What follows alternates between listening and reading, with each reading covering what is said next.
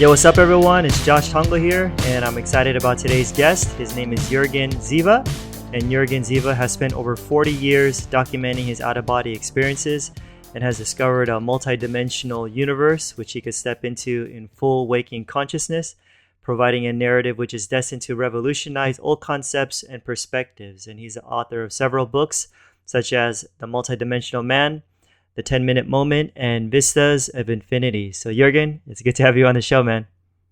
Hi, Joshua. Nice to speak to you. Awesome. So tell us a little bit about yourself if you can. What was your life like and your beliefs like before, your what we would call an out-of-body experience? Oh, that's a good question. It's going back a very, very long way. Okay. Because it started really after I started my art training after I left the army. Oh, that's right. You're an artist too. Sorry. Yeah, I forgot to mention that. He's also an artist. Yeah. Yes. I joined art school, and that was in the late 60s, early 70s. At that time, there was a new type of awakening, which is remembered as a hippie movement. Yeah. It was very much like it is now, people taking an interest in spirituality, but in the process, of course, there was also a tremendous social and political upheaval at the same time taking place. So I'm part of this sort of first generation of people who took an interest in alternative living, in spirituality, in alternative social thinking. And of course, my generation now, they're in their 60s, 70s now, and we are still sort of trying to find our way, really. Mm-hmm. Right. But yes, I had the first out-of-body experience when I was 25, and that was as a result of very intensive meditation, really. Okay. Yeah, just tell us more about that. So what exactly happened in that experience? Well, at the time I didn't really know much about spirituality, only what we heard. Of course, I read a few books. The first book on spirituality was by somebody called Burton. I can't even remember his name, it's such a long time ago. But it sort of opened my way up. But then you met a whole bunch of people who were taking LSD and things and drugs, and that was a totally new thing. It wasn't even illegal at the time.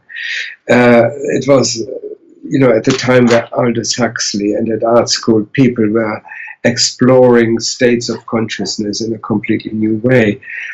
Coming from an artistic background, I was interested in the surrealist people like Salvador Dali, Max Ernst, Aragon, all these sort of type of surrealists of the 20s.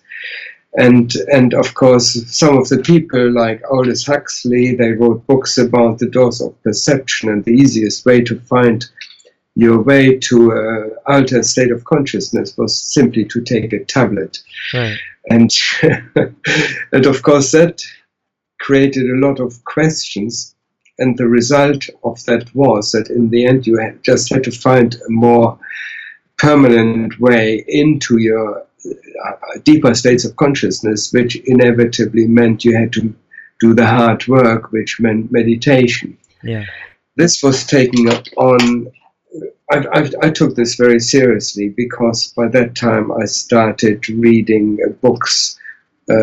Aurobindo, Krishnamurti, all these Eastern philosophers who became very prevalent in the West, and I just followed suit by starting a regular meditation, starting off this transcendental meditation, and then this went on for about 3 years. Every day, an hour or so I meditated, but nothing much happened. Right.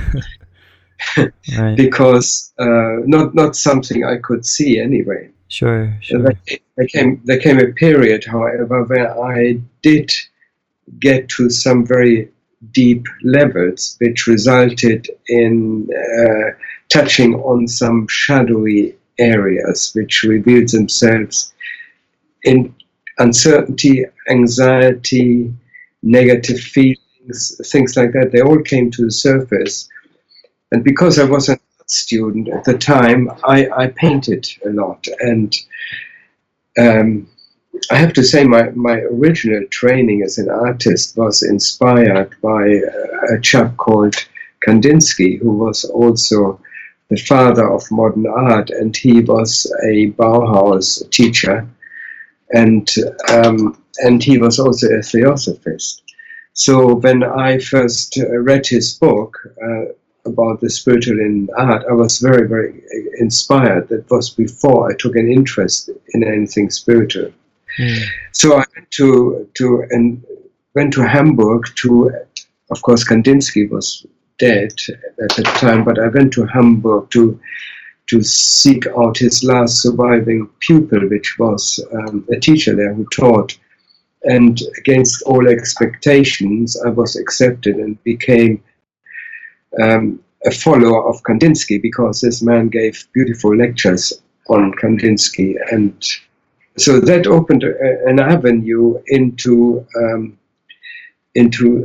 the spiritual aspect of abstract art. Now the thing was, my teacher, he didn't really think I was very good at abstract art. And he was very sort of critical of me, and he suggested I should seek out another teacher who was a chap called Rudolf Hausner, who came from the Vienna school, and it was a magic realism. Now these guys painted realistic, but they probed very much into the subconscious as well. But the painting style was surreal, you know.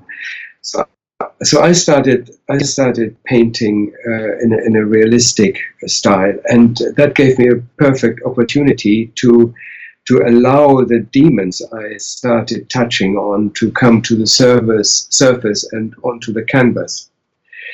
Now, that had repercussions, because at that time I was meditating very, very intensively, and in order to deal with what was going on inside me, I started painting a picture of demons. In the center of it, I left a blank space.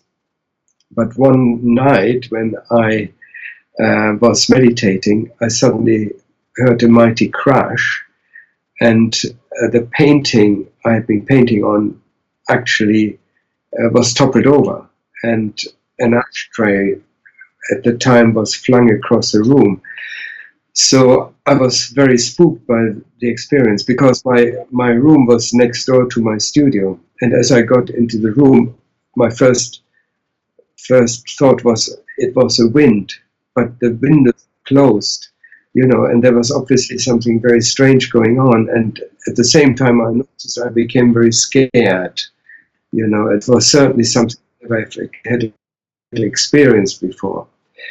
So I then decided meditation was not really for me, and I decided to give it all up.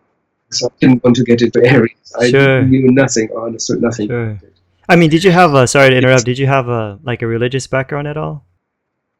And no, in fact, I mean, my father, he was an atheist, and my mother, she was a Christian, the Syrian Christian, but my background wasn't particularly spiritual because of the differences in my parents, really. Sure. It meant very little to me. I went to Sunday school, but I couldn't relate at all to any of them, really. Much, you know, when I had my own spiritual experiences. Sure. So, yes, I mean, this was interesting, because I stopped meditating for about 6 months and not had anything to do with it. Until one day, out of the blue, I was sitting having breakfast when I was suddenly just about to bite in my sandwich, when I suddenly couldn't relate to my hands anymore. I suddenly experienced a total dissociation to my body, to my hands. And before I knew what was taking place, I had an out-of-body experience, which was nothing which can easily be described, because not only did I lose touch with my physical self, but I also lost touch with the physical reality around me. And what happened, I was suddenly surrounded by an incredibly bright light, and my surrounding did literally vanish into a state of whiteness, of clarity. Okay, and the first thing that came into my mind was as if somebody said, or something said, "There you are, there you are. Where have you been?" And that was the first time I had that was a proper, real awakening, what I would call an awakening, because that was the first time that when I realized that I'm not who I thought I was. This identification of me being an artist, doing this, having certain things. I suddenly had contact with my true self, and the true self, the way I experienced, was made out of a state of absolute clarity. There were no attributes attached to it. There was nothing that could be said about it. It was a clarity which had an incredible neutrality.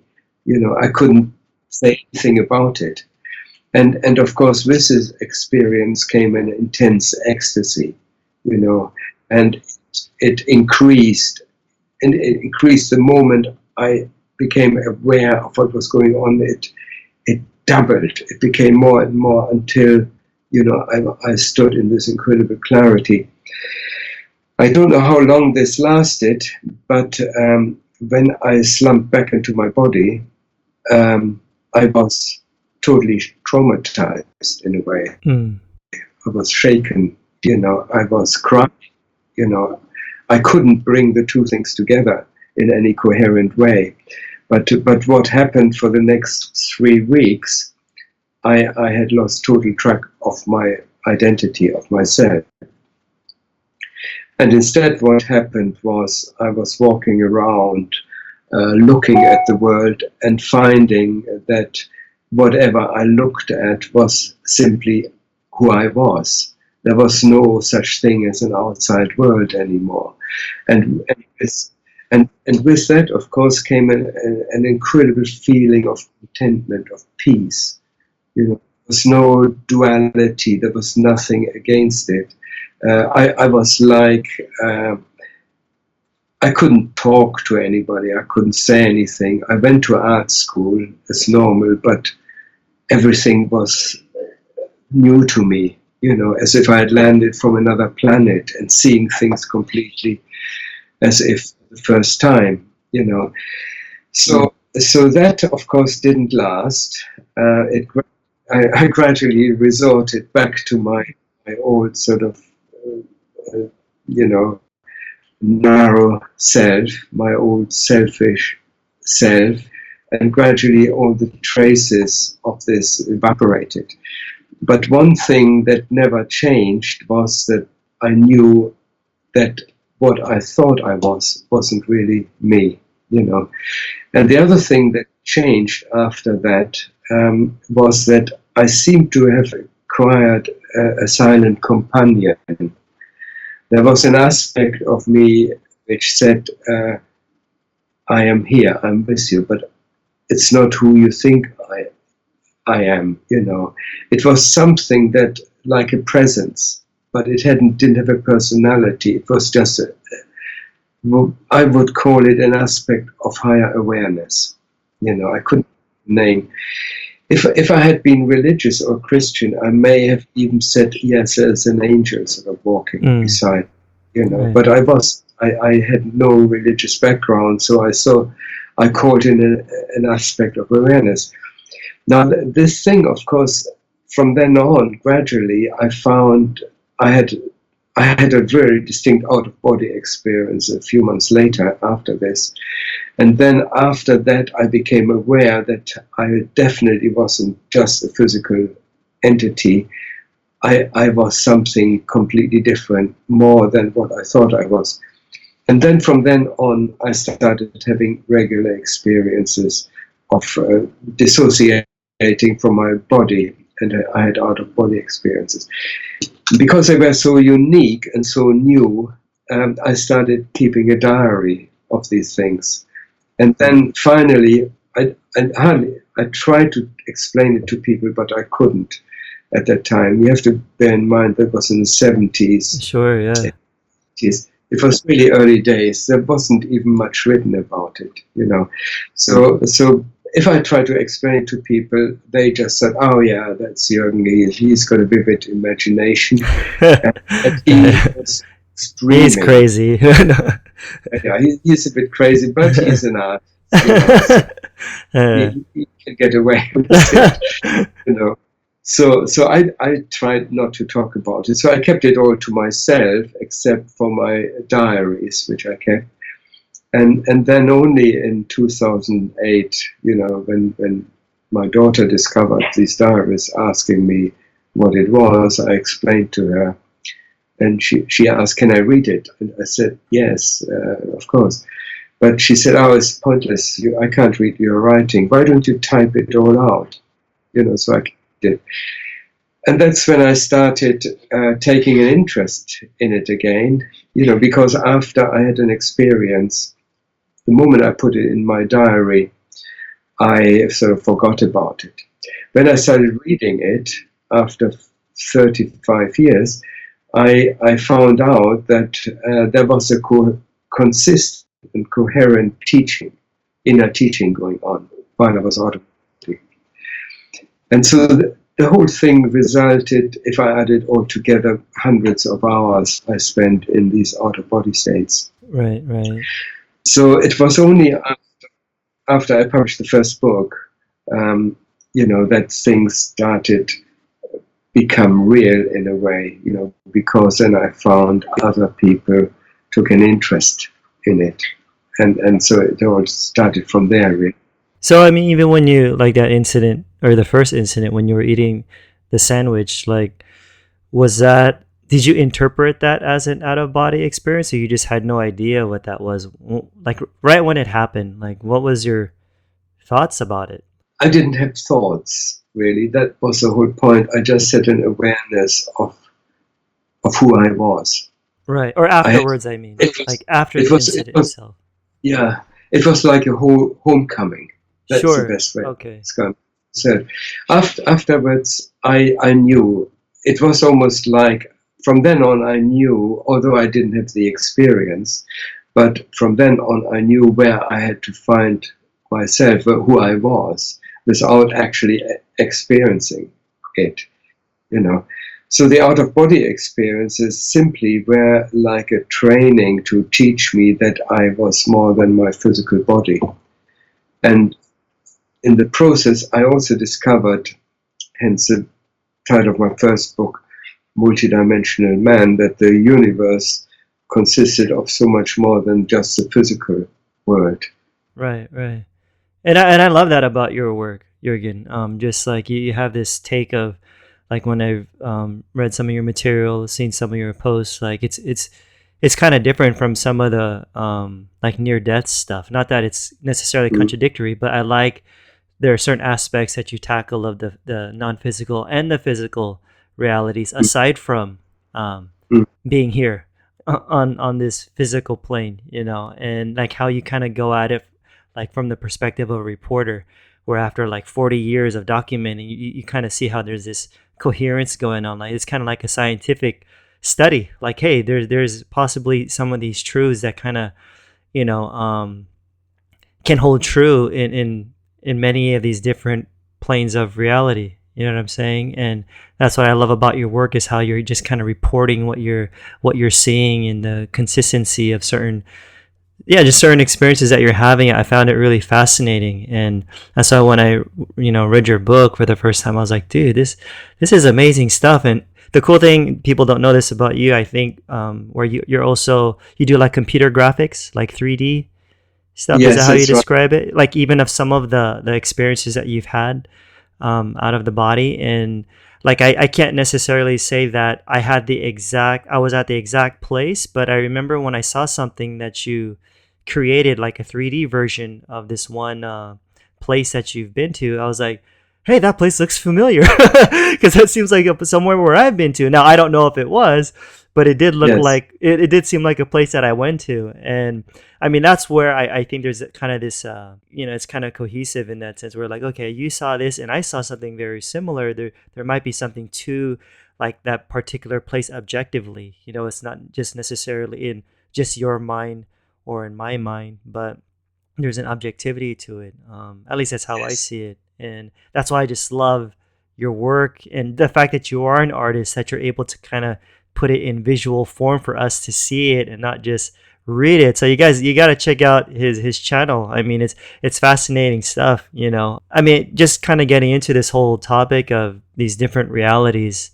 My audience is a very mixed group because of my journey. And as you know, I did come from like a religious background. But since I started kind of questioning stuff throughout the years, I started to kind of attract certain people who are kind of not into religion, and they're more skeptical though. So some of them are even surprised that I'm getting into some of these kinds of things. Like, all right, Josh, that's good you got away from the religious stuff, but now you're kind of getting into this weird, paranormal nonsense. But since a lot of them are skeptical, and I respect where they're at. I couldn't deny my experiences, Jurgen. And that's the beautiful part, is like you had this experience, back in the 70s. Yeah. Like, hey, it just happened. You weren't even expecting it. And just like me, I've had experiences where they just, in a sense, happened, where I didn't expect it either. And it's hard for people to see that our experiences really matter, and shape the way we interpret things. What you said earlier about reporting, I feel that's the only thing really I can do, because, and I'm lucky enough that I can say things also with pictures. And what I try to do, because the universe we live in is infinite, you can only ever bring a tiny fraction across. So what I try to do is get more a feeling across, and an atmosphere in my pictures, because it's so infinite, And in my reporting, I really feel that's all I can do, because I couldn't even begin to put this into some kind of framework where I could say, oh, well, this is it, because Sure. Reality is so infinite, So reporting is a way, because then people can make up their own minds. And the thing is, the more people report, of course, the bigger the picture we can draw from it.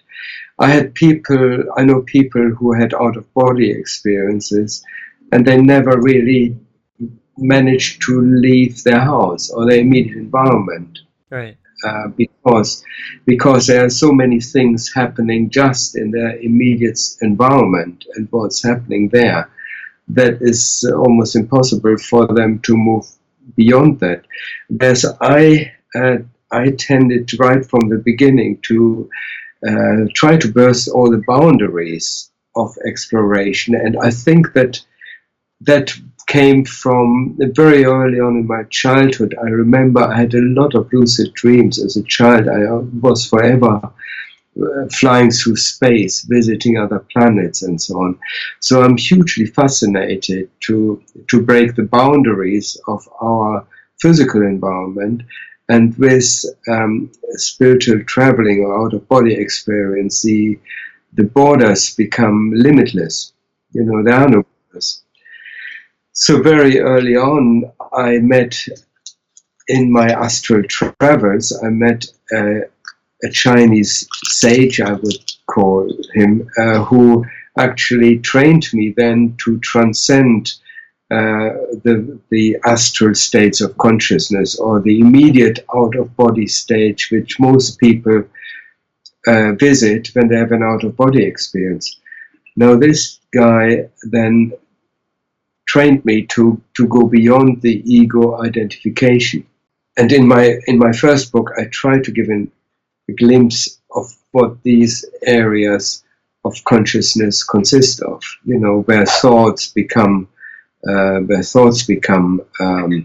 tangible objects, where sound manifests in color, Right. and in shape and color has a sound, and so on. There's a synesthesia taking place. A world opens up which is completely different to what we normally can experience during an out-of-body travel.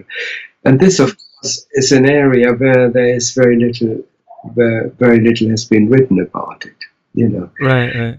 So I'm trying to explore more, go beyond it, but of course, by doing so, it becomes also increasingly difficult to describe it with words, and that's an area where things become so incredibly beautiful and extravagant, and that's where we touch upon the concept of coming home, the home to our true self, right? Because what we experience here on this level is just a pale reflection of our true nature, and the higher we go inwards, the more we go inwards, and the more we expand our boundaries and our consciousness, the more profound, the more profuse, the richer, the greater we become, until we reach a level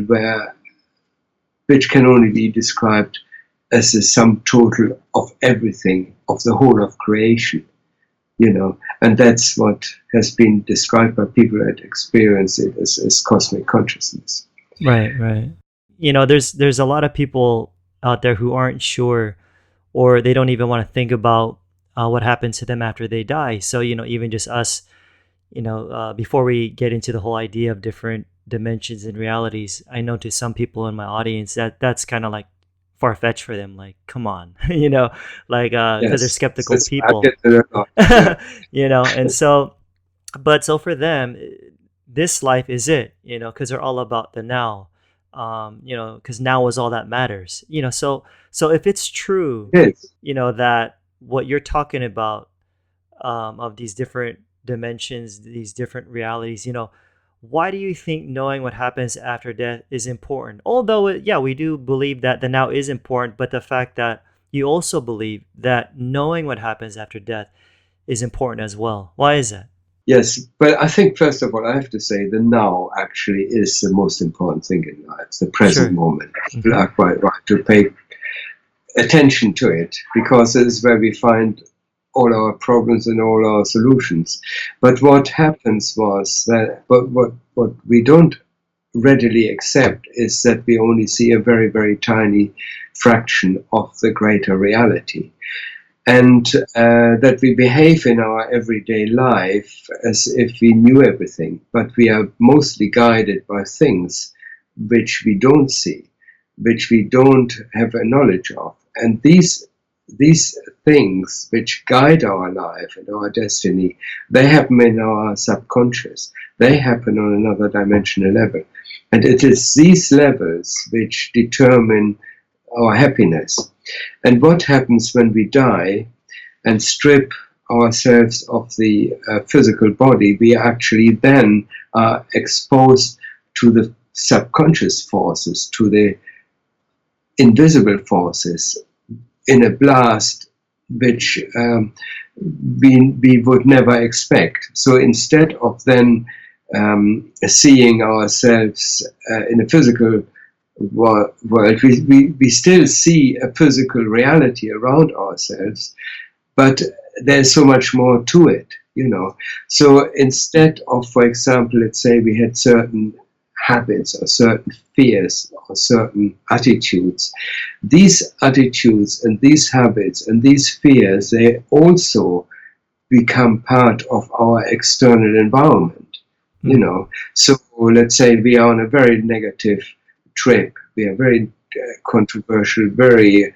abrasive to people, pay very little attention to people, and only think about ourselves. Then we may find ourselves, when we die, in an environment which is rather bleak, rather dark, and rather confusing, and we don't know what has happened to us, And that's why it is important to realize that we are more than what we think we are.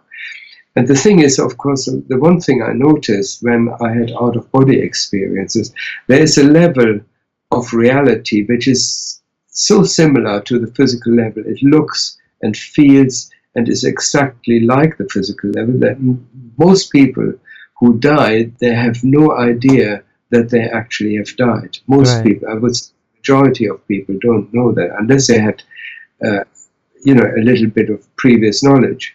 Of course, some things we are taught at church, or it's, for religion, thinking, okay, there's when we die, there are angels picking us up and take us to God and things like that.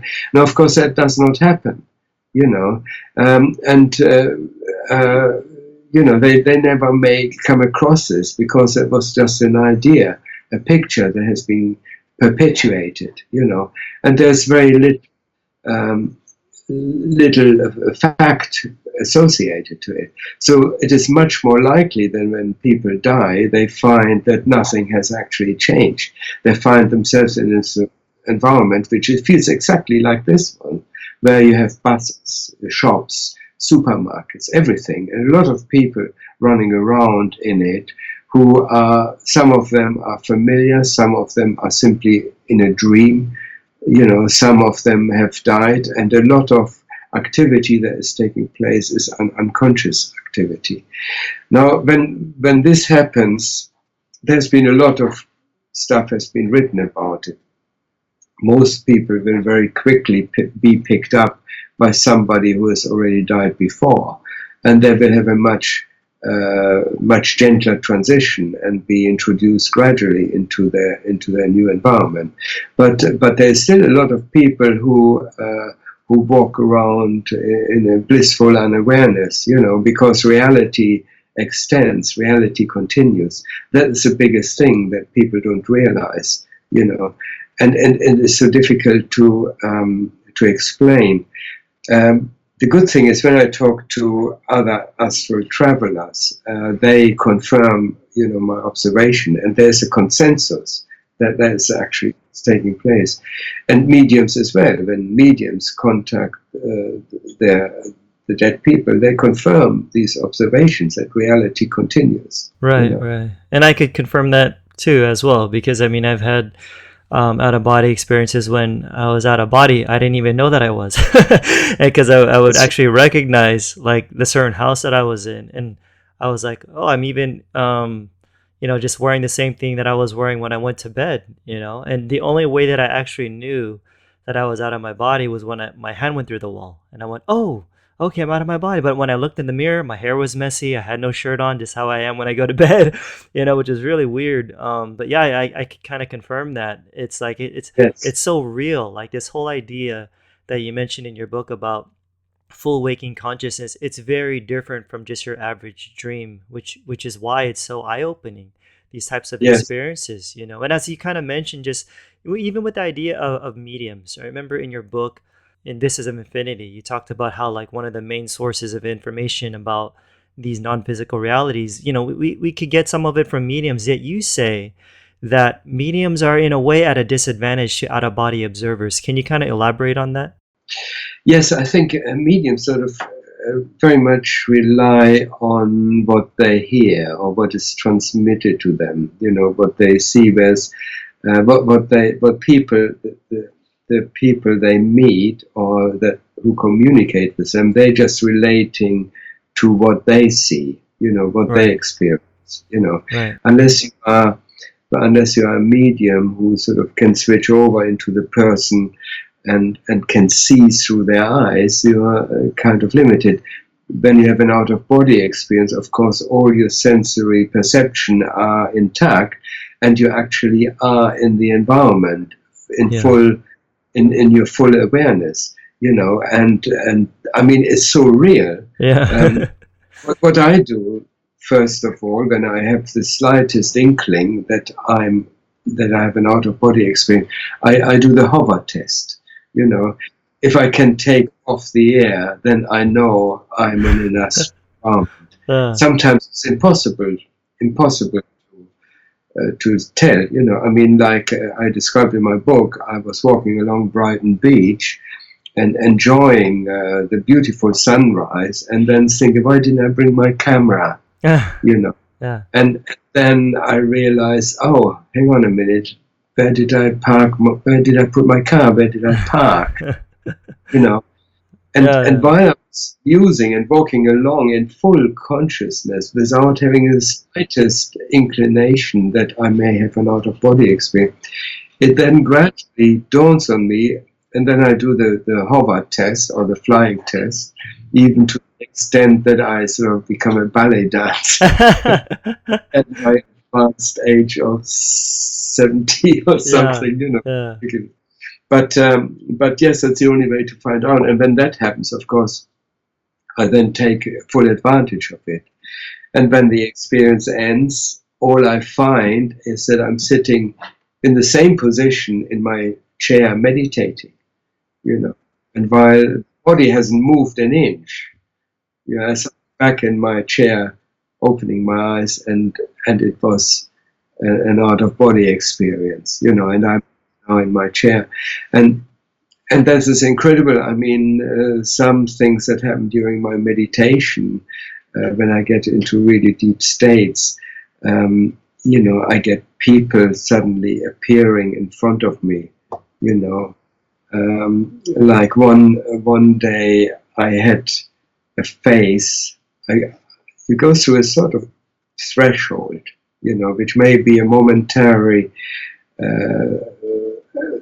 unconscious, you know, a very brief unconscious period, and then I'm awake, and suddenly I found there's a face of a very beautiful woman right in front of me, sort of 2 feet away, but her face is covered in tattoos, but the tattoos are not static; they move. Oh. And I was compelled to stare at her, and she said, then she looked at me and she said, "Jürgen, look into my eyes. Look into my eyes. All this is real. All this is real." And I'm fully awake then, fully out of the experience. And she vanishes, and I'm suddenly in a different world, you know. And she has then completely ignited my full waking consciousness, which is not just waking consciousness, but is a super awake, alert consciousness. And when I look around, everything is clear, crystal clear and beautiful, right? You know. And there are times where you've even had like 360 vision, right? Yeah, you know, and it's almost impossible to describe. And there are so many things that can happen, you know. It's infinite. It depends really what state you are in when you are meditating, what happened before.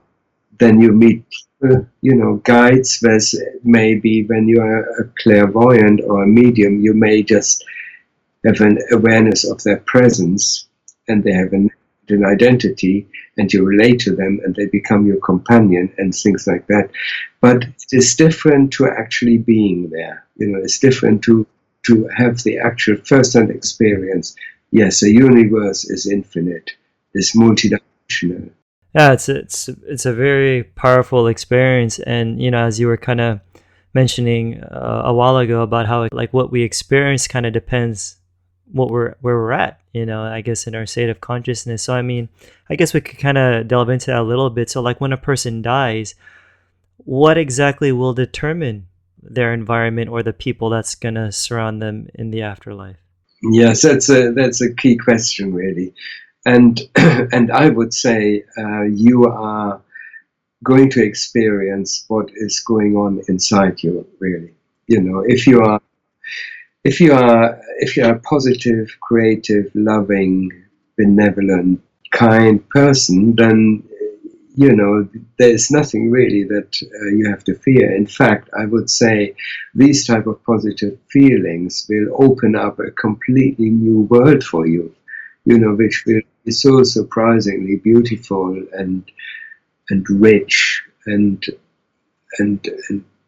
you know, have all the aspects you may have ever dreamt of. You know, if you carry this positive attitude in your life, that's why I think it is so important to you know, nurture spiritual or psychological hygiene. You know, that we watch that we watch what we think, how we interact with other people, how we relate to people, and all these sort of things. These are very important. If we don't do that, if we sort of give way to our negative sides, and of course that will be reflected in our external environment. In the people we meet now, we are attracted to the people normally which are have some sort of relationship to our inner self, really, in real life, and that will continue. If we, for example, are incredibly wealthy, but live in a beautiful mansion and in absolute riches, fulfill our every dream, we may well carry on living like that if we have the positive, beautiful aspect in ourselves from within, to fellow human being, and show a generosity in our spirit, But we may also experience the absolute opposite when we die, if we have been inspirited, and if that is our psychological makeup. We may suddenly find when we die we live in a little shabby hovel, there's no vegetation and everything is dark. Our house has no windows, the wallpaper is peeling off the wall, there are horrible little creatures creeping around. And I have seen places like that. I've met people who couldn't get out of their mental space, which had become their everyday habitat, And in my book, I interviewed people who made the long journey out of these states, and then they find they had to rescue themselves and have to develop their positive sides in order to progress, and this is very real. Yeah, and I think this what you're sharing is confirming a lot of my own conclusions that I've had regarding what happens to us after we cross over, because you are emphasizing that what we do here matters. I guess another way other people see it, especially like I guess you could say religious or some Christian folks, is they would say that some of the stuff they do here does matter, but ultimately it's about their faith in Jesus. And so no matter who you are, it doesn't matter what you've done. You could have been a murderer or a mass murderer, rapist, whatever. Because God is so loving, He'll just welcome you with forgiving, and He'll be forgiving and opening up His arms to you and stuff. So I mean, how would you respond to that other perspective? That does sound nice, though. At the same time, like, all your sins are forgiven. That's what you would hear from a lot of Christians who emphasize a lot about the grace and unconditional love of God, which is a good message. But yet, your message, in a sense, there's some conflict there, because you're emphasizing that no matter what, your deeds that you've done here kind of do still carry over. So how would you respond to someone like that? Well, I would say yes. I think there is the aspect of grace. That is definitely a reality. There is this aspect that the higher consciousness can fill you to such an extent with this positive energy, which may well purify it, but it depends really very much on your identification. You can't take for granted that when you are faced with your higher self or God, that is actually going to happen. If you're still attached to your negative attributes, what happens in these moments of grace, which I wouldn't dispute, when people have this pure inpouring of pure bliss and love, that actually have a purifying effect on them, but they have to experience a total detachment from it, so that every aspect of the personality is sort of released and infused with this divine light. You can't take it for granted. There are people, and I belong to a group of near-death experiencers, there are people who had this incredible near-death experience where they stood in the face of God, okay, that all had been surrounded by infinite love and given incredible outpouring of knowledge and bliss and things like that. And then they came back to their bodies and they found they were traumatized by the experience. They had to deal with it now. And suddenly they find all the old things they were before, they were still there. They had to deal with it, on a one everyday basis, And I would say we may have these experiences of absolute bliss, but we are infinite beings. We have got an infinite history. And we may have the experience of the love of God and the pure light, like I had as a 20-year-old, But after I came out of this incredible clarity and bliss and spent a couple of weeks there walking around in it, I had to go back. I had to face all my inner demons, and it took me 40 years until it then clicked. And finally I found, okay, my identification is no longer attached to any shadow sides, what I am, but it's hard work. It takes a life. It's a so process. People may have the experience of God is love and things like that, but I think we are not just born here, live a few years, do our bits, kill people or do whatever we are, and then when we die, we automatically face God and everything is forgiven. No, we have got a history which may be hundreds of thousands years old, And we may discover we are multidimensional entities, and an aspect of us may be liberated and freed, but other aspects may need a lot of attention and a lot more experience, So we have got to go back until we totally realize our true nature. And then that's what is normally referred to in Eastern philosophy as enlightenment or awakening, And then, of course, when we are in this state, we then can perceive the totality of who we are. Then we have no longer any issues, And then we continuously walk in this presence of God, But I don't believe it is a simple thing of doing whatever the hell you like. Yeah. And you find when you die, everything is forgiven and the slate is wiped clean. We can have the experience, but if there is any attachment, if there is still things we feel we haven't resolved, we will have to face them. Then there's no way around it. Right. We'll carry it over pretty much. I mean, that's one of the things you often say in your book about how, the moment we leave our physical body, your unconscious becomes your new reality, where basically what's inside is going to be reflected in your environment. And one of the chapters that I found really interesting in your book was about how the idea of like those who did commit mass murders and horrendous evils. And, when I think about my own upbringing and my religious beliefs throughout the years, I was taught that, you can do the worst of the worst crime, but on your deathbed, you just say, Father, forgive me and wash all my sins away, then boom, you go to heaven, because you received Jesus and stuff. And so I guess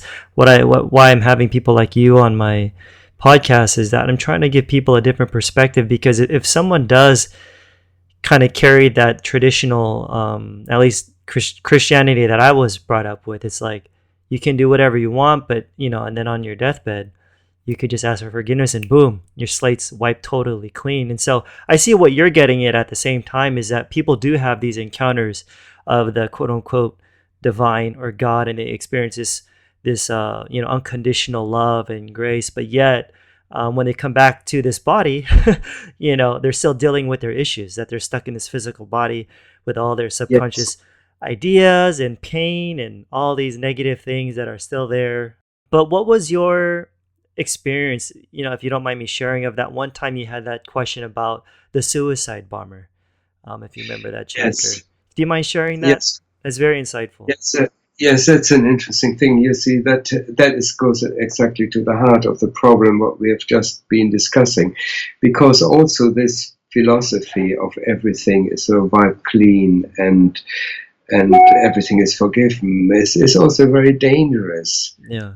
Kind of stance, because it basically said is what happens with people who, like ISIS, they say, oh well, I do it in the name of God, because they just don't believe, and there's nothing lost if these people are killed, But of course, the reality is that these people are feeling human beings, So what in reality happens, that what they do has a consequences on these people who are experiences this kind of murderous activity, And I've seen people, in my book I described such a visit of these suicide bombers because I was simply intrigued by the fact, how far can belief take me? If I really, really believe in something, will it actually override reality? Reality, The fact I found is that it doesn't. Reality is reality. Reality doesn't bend to any kind of belief. Reality has got its own laws, the same as physical reality. If you jump from a high building and believe in God, you still end up as a piece of paper at the end. Unless you're in another higher dimension, then you can fly, right? Yeah. Yes, but that's what I found, and then I found that these people, and it's not just one occasion. Recently, I had another experience when the bombing in London. In London, people who went berserk, stabbing people and killing people, on the bridge there in London. I had the same experience. I saw what actually happened to these people, because they created a feedback mechanism, so the pain they caused, that fed back on them. These things don't just disappear. So they are, the way I describe it is, there's an entanglement. They're entangled. They had sort of created strings to whatever their action was, to the suffering they created. So they're attached to it. The moment you do it, you are attached to it. And the thing is, when you die, not only are you confronted with it, but you actually feel it. You feel what these people have felt. If you deprived a mother of their child, you feel the pain of the mother. You feel the pain of the child, and that's a tremendous, big, horrible thing to have to face. And you cannot simply say, "Oh, God, forgive me." These things are absolutely real. And the greatest suffering I find of these poor guys, and I really feel very, very sorry for them when I visited them, the biggest problem is they cannot undo what they have done. They cannot go back. What's done is done, right? What's done is done, and that's the greatest thing to them, where they suffer the most of, because they can't undo it, and they are confronted with it, and they have to wait until the person becomes okay with it, and is healed, themselves, and they forgive you, and there are other ways, of course, with dealing with these traumas, let's say from the perpetrator's viewpoint, and I mentioned Vistas of Infinity. They can turn their life around, they can do the opposite. They can start helping people, generating an aspect of higher feelings in them, like love, so they can then heal themselves. They can work through these things. So they're not condemned by any means. They can create a positive energy, which is a healing energy, and gradually make amends this way. But if they don't, then it can take a long time. You just have to look at people who have suffered trauma in their lives. Let's say abused as children. It can take them a lifetime to deal with it. And death doesn't change anything. I found many people I talked to. I mean, even in my family, for example, my mother's second husband, he didn't always treat her very well. And I found there was still this 20 years after they died, there's still this thing going on. There's still unresolved problems. And I saw it in my book. I described a woman who was betrayed by her lover, who, taking all her money and sort of exploited her, making her believe that he loved her. I mentioned one chapter and how she was dealing with it, and how this still came up as a problem. And the person who betrayed her was in a very dark place and was unable to get her forgiveness. If you talk to mediums, they very often report that, say things like that, "Oh, I've got your husband here. She's trying to ask you for his forgiveness." And I saw it in one seance myself, that the husband came through to the woman. He said, "Oh, I've treated you really badly. Can you forgive me?" And the woman in the audience said, "No." She said, "I can never forgive him. What he did to me is unforgivable." So these people are left in this type of limbo state. And that's why it's important that we know about these things and we sort of take care of our psychological hygiene, like we wash our hands every morning and brush our teeth. We have to brush our minds and our hearts, but to nurture a spirit of unity, of togetherness, of love, of goodwill. These things are really, really important. Right. And I love that emphasis that you put on that, because I think a lot of people could kind of forget that, hey, everything that we do here, it matters. I mean, it's not even just the act itself, but just even our thoughts, just like, as you said, it's like this hygiene of our mind, cleaning ourselves up, of we're preparing ourselves for our next life, whatever we want to call that. So, I mean, I'm implying you would insert reincarnation into all this, even just using that Eastern term, but more of the idea of the law of cause and effect, right? If you just want to use a more neutral term, but what we do here matters, and the way we treat people matters. And what I find so beautiful about religions, there's something. I'm not a religious person, but that they put, especially Christianity, they put love at the heart of the religion. Forgive your enemy, love your neighbor, and things like that. These are the key principles of any profound good religion, and the saints, the highest sort of representatives of the religion, that's what they base their whole faith around, of love, of getting closer to God. But the only way to do that is through love, because at the end of it, it's love which creates a manifestation. It's the first aspect of God in manifestation. It's this creative love, and that's everywhere. And that if that becomes the heart of our life, it's quite simple.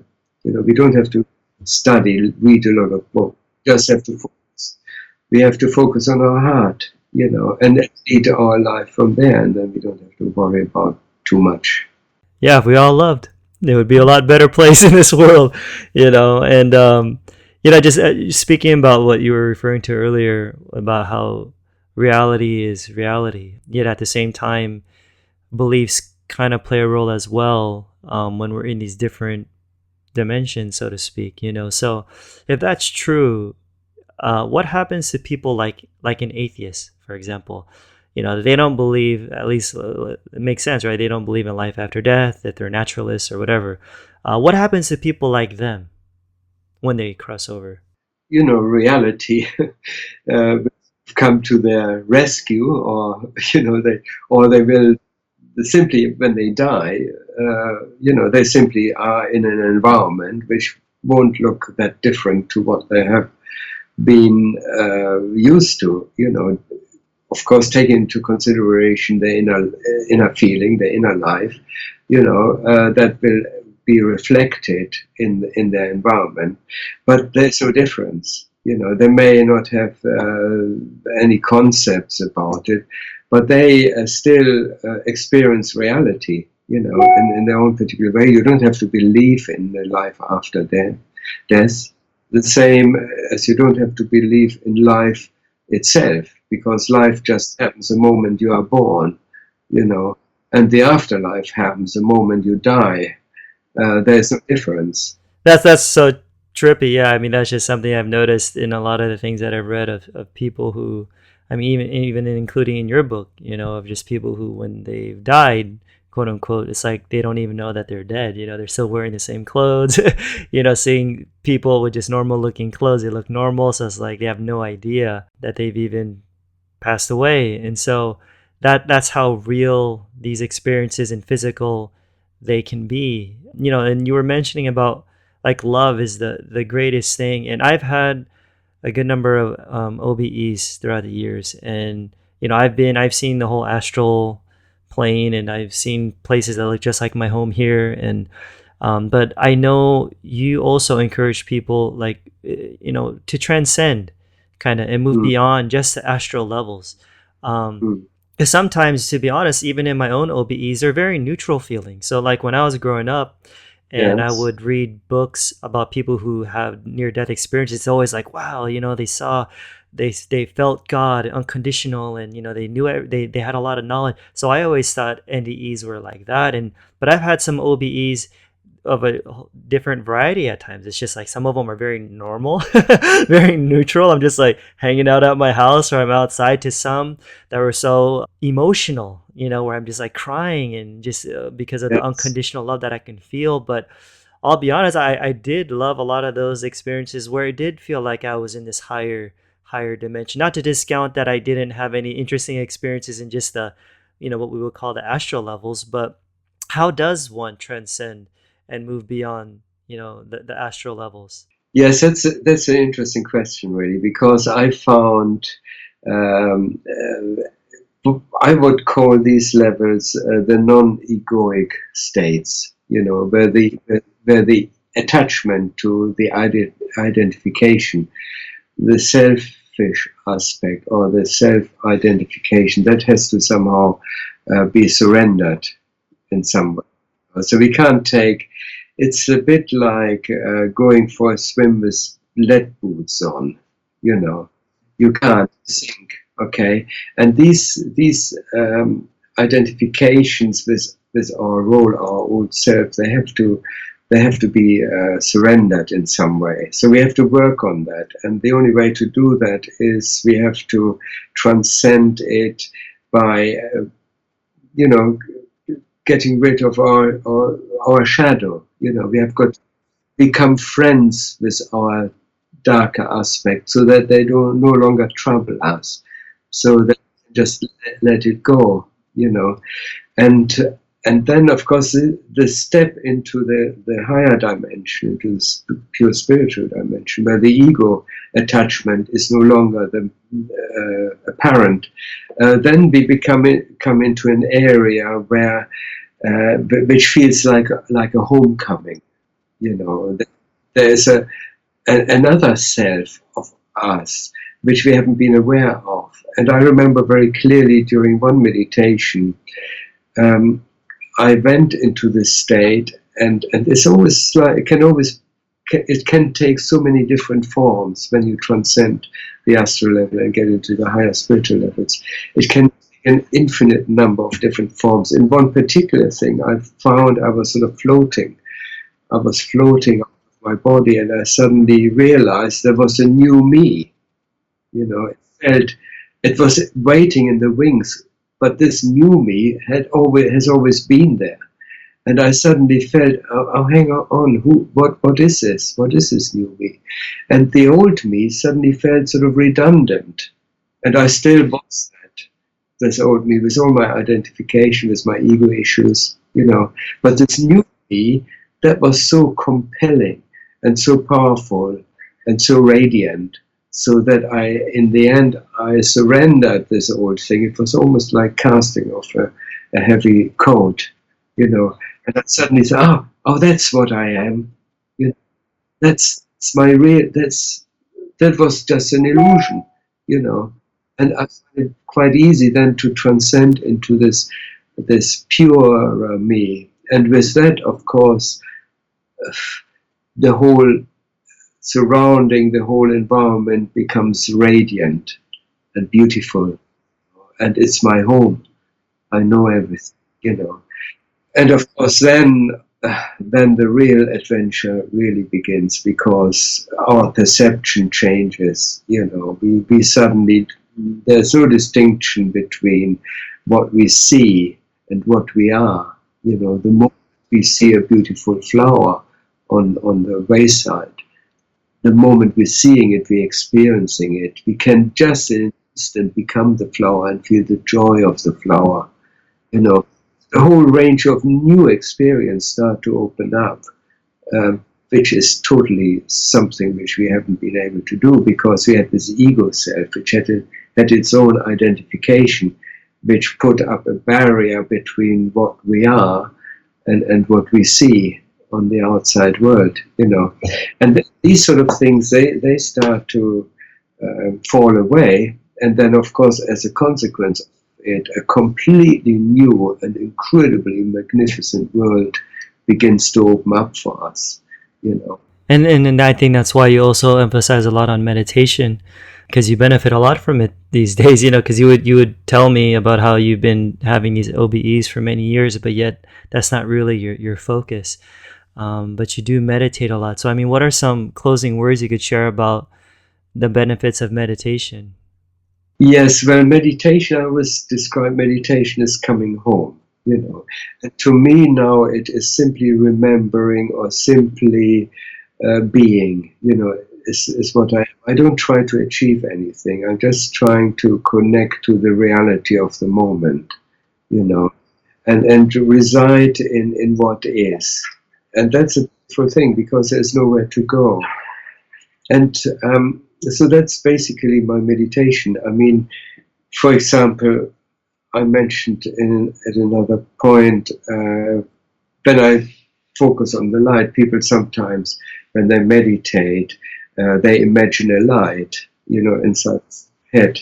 And what I do is I don't imagine the light, I take the position of the light. I'm already the light. And the consequence is of this type of meditation, I simply become aware of my radiance. You become it. You are it. Yes, I am then the light. I don't have to focus on it. I already know I am the light. There's no distinction between me and an otherness, And of course, that if you carry this kind of meditation from the heart, your base. Because the base level of reality is simply joy and bliss, And the heart is the quickest connection to this joy and bliss. So if you make your heart, feeling of your heart, the foundation of your meditation, and bring this joy or this love element into your meditation, and then simply nurture the feeling of being, that you don't have to go anything, then to me that is the best meditation you can have. And then, of course, you can carry it out of your room into your daily life. And I went earlier this year, I went with a friend of mine to visit various monasteries in Greece. And I found the monks there, they were very good at practicing mindfulness. They were very aware of what they were doing. There was a woman selling the brochures in the monastery, of the monastery. She did this in a very deliberate, conscious way. She wrapped it up everything was carried by an aspect of her loving doing it, you know. It's So awesome. beautiful.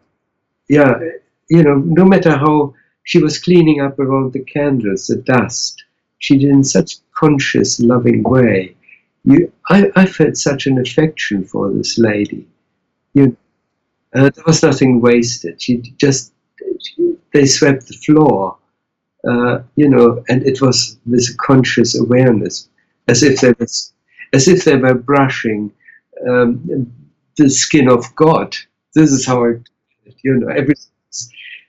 everything where they were, it was a holy environment. That was the most full experience I had from these nuns and the monks. They were very aware. I have never been a Christian, but this going into these very old traditional Christian monasteries, it opened my eyes, and I realized, yeah, that's true Christianity, at work.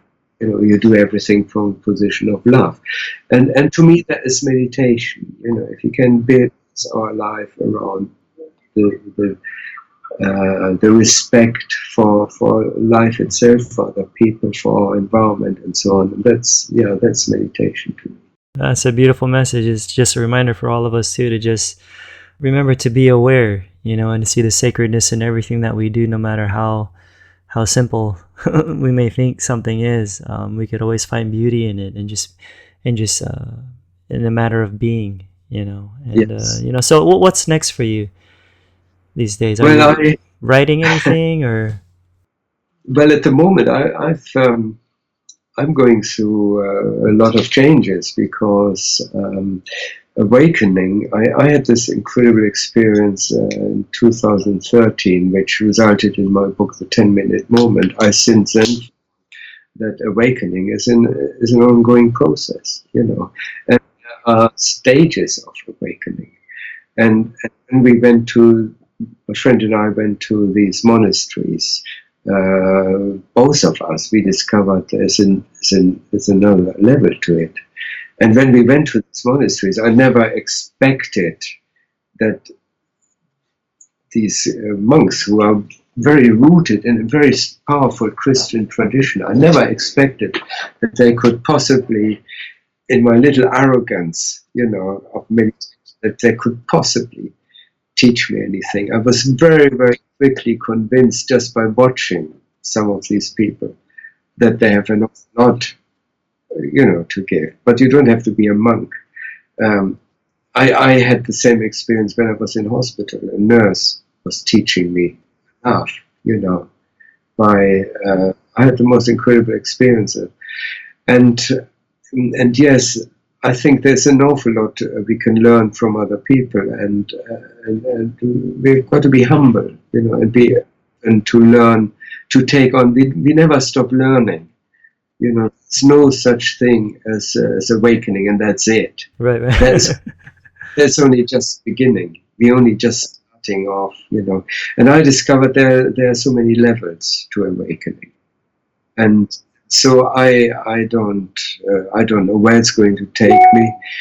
I can feel there may be a lot of other things that may result in some written work, but I can't be sure, because now I'm finding things are moving in ways I don't even want to control, because they have a momentum of their own, And that's beautiful. I mean, I've just turned 70, and I feel my life is only just beginning. Oh, it's awesome. It's beautiful. I just really appreciate, your work and your humility. Just reading your books and seeing how you engage with other people online and your talks. I'm very grateful for you. And how I just want let my listeners know, how could they keep in touch with you? What's your website? Well, I've got a Facebook presence. That's probably the easiest way. I'm finding it hard sometimes to respond to all. I sometimes get a lot of emails, and I have to apologize to people that I can't always sort of respond. But I always read everything that has been sent to me. But I sometimes find a spam folder full of messages. Hey, you gotta check that once in a while. They're going back a year. And I say, I could have written. Oh, I feel you. Yeah, that's happened to me too. Really sorry and quite guilty, really. Yeah.